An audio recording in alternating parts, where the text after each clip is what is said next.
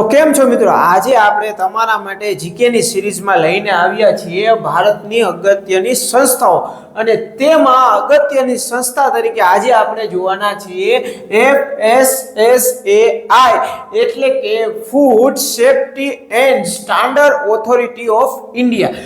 તેમની સ્થાપના 5 ઓગસ્ટ અને 2011 માં થઈ હતી. તેમનું મુખ્યાલય આવેલું છે નવી દિલ્હી ખાતે. તે સ્વાસ્થ્ય અને પરિવાર કલ્યાણ મંત્રાલય હેઠળ સ્થાપિત એક વૈધાનિક સંસ્થા છે. મિત્રો, તેમાં સમિતિમાં સભ્યોની સંખ્યા આપણે જોઈએ તો એક અધ્યક્ષ અને 22 સભ્યો, એમ કુલ 23 વ્યક્તિઓની સમિતિ બનેલી હોય છે.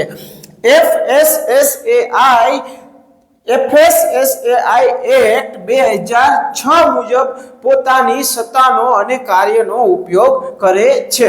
જો મિત્રો તમને આ માહિતી ગમી હોય તો અમારા વિડીયોને લાઈક કરો, શેર કરો અને અમારી ચેનલને જરૂરથી સબસ્ક્રાઇબ કરો.